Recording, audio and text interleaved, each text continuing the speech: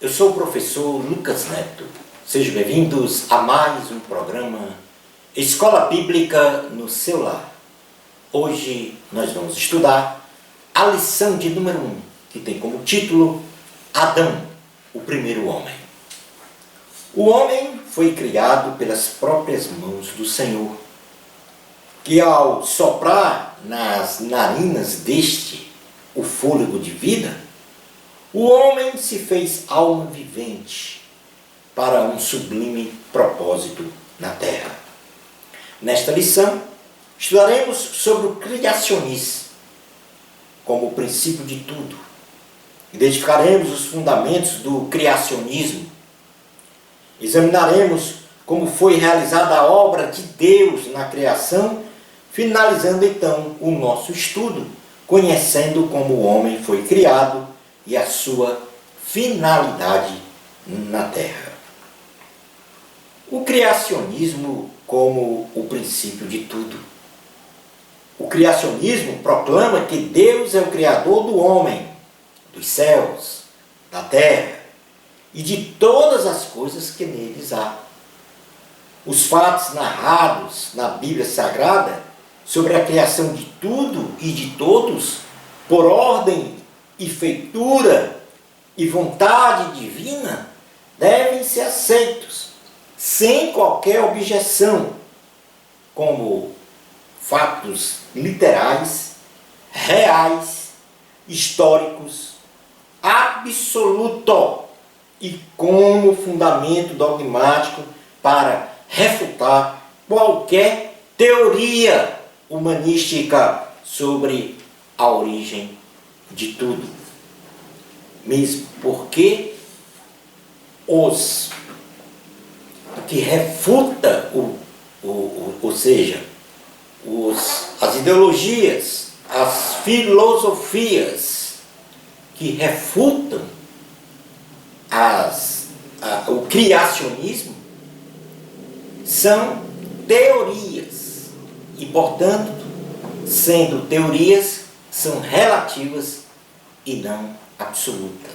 Mas o criacionismo é absoluto, porque a ciência, em qualquer área, só descobre o que Deus fez e muitas vezes nem consegue discernir, descobrir o que Deus fez.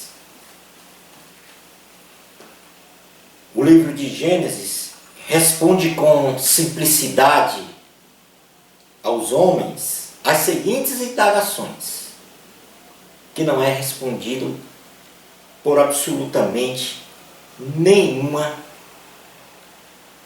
intelectualidade, nenhuma ciência. E as indagações são: de onde viemos? Por que estamos vivendo na Terra? Para onde vamos quando sairmos desta dimensão terrenal? No conhecimento humanístico, não há resposta para estas três indagações. Mas na palavra de Deus, que é absoluta, existem respostas contundentes, reais, absolutas, para essas três perguntas. De onde viemos? Por que estamos aqui vivendo na Terra? E para onde vamos quando sairmos desta dimensão terrenal? Vamos falar aqui sobre alguns fundamentos do criacionismo. E o livro de Gênesis, ele não é uma teoria, e sim uma realidade que em seu primeiro capítulo e primeiro versículo assevera o seguinte: no princípio criou Deus os céus e a terra. Vou repetir. O primeiro versículo do primeiro capítulo da Bíblia, do livro de Gênesis, Gênesis quer dizer começo, diz assim: no princípio criou Deus os céus e a terra. Sendo este ato uma declaração afirmativa. No princípio, criou Deus os céus e a terra. Esta declaração afirmativa, ela não está posta para averiguações, para discussões, e muito menos para a confirmação da veracidade ou não dos fatos narrados através de estudos de metodologia científica humanística. Esta realidade da criação, ela só pode ser crida pela fé.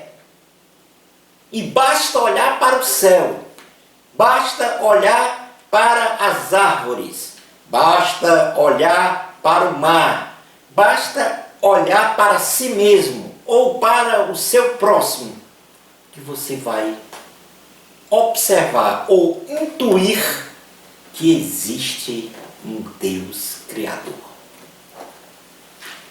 Esta declaração, no princípio criou Deus os céus e a terra, ela é soberana e aprove a Deus registrar para os homens de todas as épocas que existe um Deus transcendente. Ou seja, Ele está muito acima da criação em sua santidade e bondade e ao mesmo tempo imanente, que está presente e ativo no ambiente das coisas criadas por Ele e se relaciona com toda a criação, com as ações de escolher, com as ações de abençoar, com as ações de ver e disciplinar, de orientar, etc. Deus é muito maior do que qualquer coisa criada. Mas Ele também, ou seja, Ele é transcendente, mas Ele também é imanente, porque Ele se relaciona de forma permanente com a criação. Nenhuma teoria humana pode refutar a declaração de que Deus criou tudo e a todos, porque foi o próprio Deus absoluto, soberano, poderoso, incomparável, quem declarou isto. Nenhum escritor, nenhum cientista vai poder ou terá a capacidade intelectual de refutar que não existe Deus e de refutar que existe Deus, melhor dizendo, e que Deus não criou o que está aí. Criado todas as coisas. E Deus começa a sua obra de criação criando o tempo, o espaço e a luz. Quando Deus começou a criar o universo e seus elementos, no instante inicial da criação, se estabelece aí o início do tempo, não estando Deus sujeito a este tempo, pois Ele é atemporal, Deus é eterno. Na composição do tempo, Ele também estabeleceu no mesmo instante o espaço como um plano dimensional onde os demais elementos da criação vieram a se posicionar. Não estando Deus também limitado ao espaço, pois Deus não é matéria, e sim espírito. O céu, morada de Deus, os anjos, os seres celestiais e a luz foram criados dimensionalmente na contextualização cronológica e espacial, sendo então eles reais e de perfeita existência. No Salmo de número 89, versículos 5 a 7, diz assim a palavra do Senhor: celebram os céus as tuas maravilhas, ó Senhor, e na Assembleia dos Santos a tua fidelidade. Pois quem nos céus é comparável ao Senhor? Entre os seres celestiais, quem é semelhante ao Senhor? Deus é sobremodo tremendo na Assembleia dos Santos e temível sobre todos os que o rodeiam. Ó Senhor Deus dos exércitos, Quem é poderoso como tu és, Senhor, com a tua fidelidade ao redor de ti? Domina a fúria do mar, quando as suas ondas se levantam, tu as amainas, e portanto, este é o Deus poderoso, que criou todas as coisas. Como já mencionamos, há uma declaração absoluta que diz que no princípio criou Deus os céus e a terra, caracterizando o ato da criação do universo e de todas as coisas contidas nele pelo Deus Criador. Em Gênesis capítulo 1, a partir do versículo 2, há uma descrição da terra com uma formatação incompleta, isto é, a terra era ou estava sem forma e vazia, necessitando de uma complementação sequencial, criativa, divina, para a sua formatação final, que se concretiza na descrição de Gênesis, do capítulo 1, versículo 3 até o 31, onde são criados a luz, a separação das águas, com o aparecimento do céu, dos mares, da terra, das plantas, do sol, da lua, e das estrelas, dos peixes, das aves, dos animais e finalmente do homem e da mulher. E então Deus descansa depois de ter terminado toda a criação. Portanto, é neste contexto que a Bíblia assevera claramente que quando Deus começou a criação da terra, ela era ou estava sem forma e vazia. Então, em ato contínuo, de modo progressivo, em curto espaço de tempo cronológico, Deus foi transformando a terra de forma harmônica, de um estado desordenado, sem forma e vazia, para um estado ordenado, com forma e cheia, até completar a criação do céu e da terra. Portanto, aqui não há de se falar que havia já a terra existente numa forma sem forma e vazia. Deus foi criando em ato contínuo, progressivo, a terra e colocando as coisas criadas nesta terra.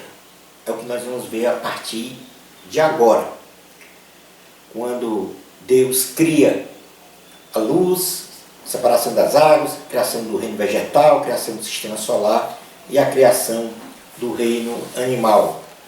Vamos dar uma lida aqui em Gênesis capítulo 1, que fala exatamente de tudo isso que eu falei. Eu vou falar só alguns versículos desta criação para depois voltar a comentar sobre esse texto.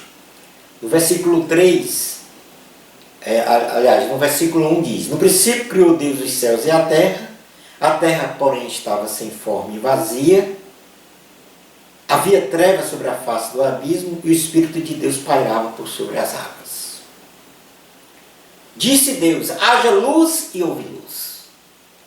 Depois, disse Deus: haja firmamento no meio das águas e separação entre águas e águas. Disse também Deus: ajuntem-se as águas debaixo dos céus num só lugar, e apareça a porção seca. E assim se fez. E disse Deus: produza a terra relva, ervas que deem semente e árvores frutíferas, que deem fruto segundo a sua espécie, cuja semelhança esteja nele sobre a terra. E assim se fez. Disse também Deus: haja luzeiros no firmamento dos céus para fazer separação entre o dia e a noite, e sejam eles para sinais, para estações, para dias e anos, e sejam para luzeiros no firmamento dos céus para iluminar a terra. E assim se fez. Disse também Deus: povoem-se as águas de enxames de seres viventes, e voem as aves sobre a terra, sobre o firmamento dos céus. Disse também Deus: produza a terra seres viventes. Também disse Deus: façamos o homem à nossa imagem, conforme a nossa semelhança. E disse Deus ainda: eis que vos tenho dado todas as ervas que dão semente, e se acham na superfície de toda a terra, e todas as aves em que há fruto, que dê semente, isso vos será para mantimento. Portanto, nesta leitura aqui, o livro de Gênesis, em sua essência, de forma simplificada, ela apresenta a criação de todas as coisas e o início da história humana na seguinte sequência lógica. Primeiro, ele ordena que houvesse luz. Depois, ele, pela sua palavra, ordena que houvesse uma divisão para separar as águas de baixo, espaço inferior, com as águas de cima, o espaço superior. No caso aqui, o céu atmosférico, que é o firmamento do espaço superior, e a água, que é o espaço inferior. Depois, Deus disse que ordenou que houvesse terra seca, mares e plantas, ou seja, as águas se juntassem num só lugar, formando os mares, que aparecesse a porção seca, que é a terra, e também que dessa terra brotasse plantas. Depois Deus estabeleceu como quarto elemento da criação o sol, a lua e as estrelas, como luminares da terra. Depois, no quinto dia, ele estabelece a vida marinha e as aves. E no sexto dia, a vida animal e o homem. Neste ponto da criação, Deus transformou a terra vazia para uma terra cheia de habitantes, finalizando a criação de forma perfeita, descansando então no sétimo dia, não por estar fadigado, mas para contemplar tudo o que foi criado, separando em este dia para uma comunhão plena com todas as coisas criadas. Do ponto de vista da Bíblia, há alguns pontos importantes que devemos mencionar nesse processo da criação. Os 6 dias mencionados para a consolidação da criação são dias literais, com cada dia tendo a duração de 24 horas, pelo fato de a Bíblia mencionar sempre tarde e manhã, caracterizando partes literais de um dia. E deve-se ainda considerar que a referência de criação de todas as coisas era na terra, que tem o seu dia dividido em 24 horas. Observe-se que a criação contínua, progressiva e harmônica de todas as coisas guarda uma relação direta e racional. No primeiro dia vai existir a luz, para convergir com a criação do sol, da lua e das estrelas no quarto dia. No segundo dia foram criados o céu atmosférico, espaço superior, e as águas debaixo, espaço inferior. O céu atmosférico para as aves, as águas debaixo do céu para a vida marinha, ambos criados no quinto dia. No terceiro dia foram criados a terra seca, o mar, as plantas para a vida animal, e o homem, que foi, no caso do terceiro dia, foi criado a terra seca, o mar e plantas. E no sexto dia foi criada a vida animal e o homem, para habitar a terra seca, para o mar e para as plantas como mantimento. A criação de Deus não foi realizada ex nihilo, ou seja, ela não foi originada do nada, como muita gente pensa. Muita gente coloca que não, tudo foi criado do nada. Não, porque o nada produz nada. Pela Bíblia Sagrada, pela fé, o universo foi criado pela palavra de Deus. A essência da criação sai da boca de Deus. Não é do nada. Sendo que tudo aquilo que nós vemos foi feito, a Bíblia Sagrada diz, do que é invisível. Entretanto, as Escrituras não mencionam o que seja este invisível.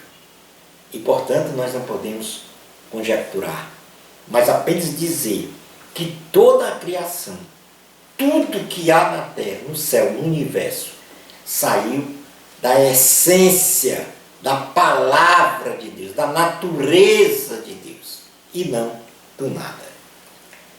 Os céus mencionados em Gênesis 1 se refere a 3 céus, porque a palavra diz: no princípio criou Deus os céus e a terra. Este primeiro céu é o céu atmosférico, onde estão as nuvens e boa parte das camadas atmosféricas da terra. O segundo céu é o céu planetário, onde estão o Sol, a Lua, os planetas e as estrelas.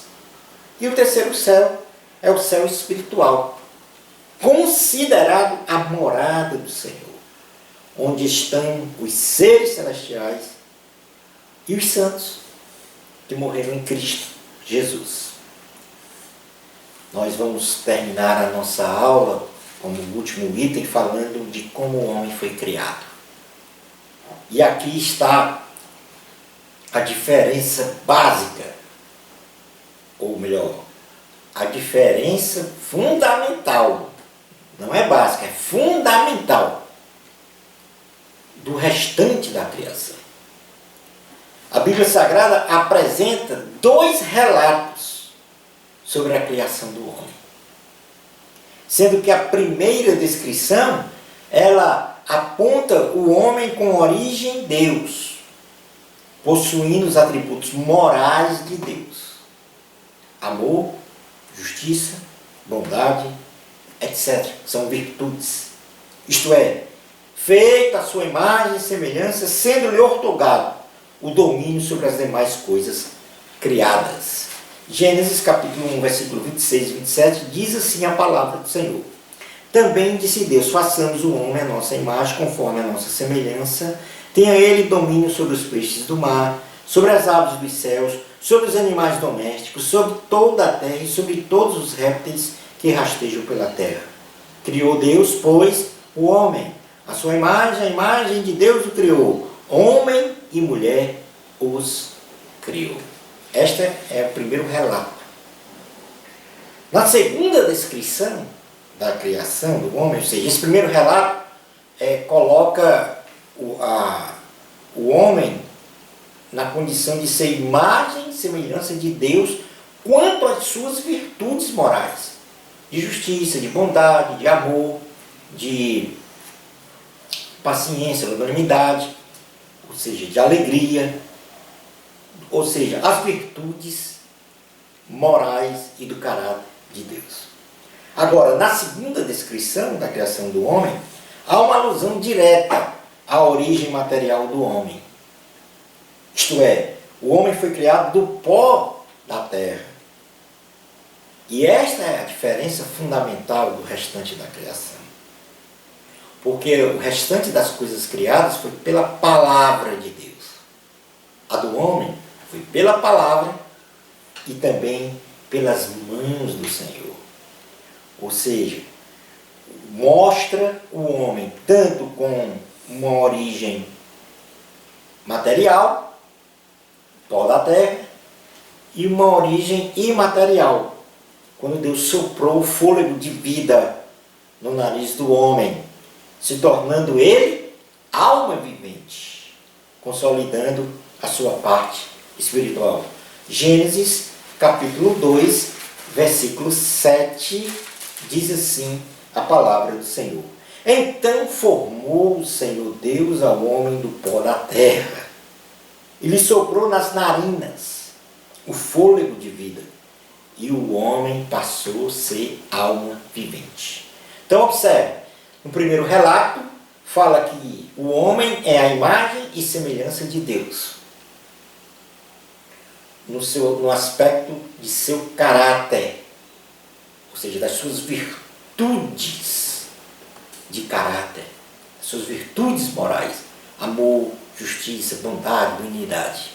No segundo relato, fala da origem do homem, tanto no sentido material, veio do pó da terra, como também espiritual. Deus soprou nas narinas do homem o seu fôlego, dando vida. A partir daí o homem se tornou alma vivente. Ou seja, Deus com as próprias mãos moldou o homem do pó da terra, do barro, soprou o fôlego nas narinas deste homem, colocando este homem então do pó da terra se levanta para ser alma vivente. Caracterizando então a parte material e espiritual do homem, que nas aulas subsequentes iremos falar com mais detalhes. Então é neste contexto que o homem foi criado com duas naturezas, como eu já falei, quais sejam uma material representada pelo seu corpo e a outra imaterial e imortal representada pela sua alma e seu espírito. Esta tricotomia, corpo, alma e espírito, representa a composição material e imaterial do homem. Então, já respondemos aqui, pelo menos, a primeira questão. De onde viemos? Viemos, então, da parte de Deus, da vontade de Deus. Ele criou o homem e colocou na terra. Agora, qual a finalidade do homem estar na terra? É para acumular riquezas? É para viver a vida? Não. Deus colocou o homem na terra para os seguintes propósitos. Primeiro, adorar e glorificar a Deus. Nosso primeiro propósito, nossa primeira finalidade, o primeiro sentido de vivermos aqui na terra é de todos os dias acordar, agradecer, adorar e glorificar este Deus pela nossa vida. Em segundo lugar, Deus colocou o homem na terra para formar a família e para povoar esta terra. Quando ele criou Adão, ele disse que não era bom que Adão ficasse só. E criou, a partir de Adão, a mulher. E disse que o homem deixa pai e mãe e une-se à sua mulher para os dois se tornarem uma só pessoa e terem filhos e povoarem a terra, colocando aí o valor da família como valor fundamental para o bem-estar social de uma sociedade, da igreja em si, das nações.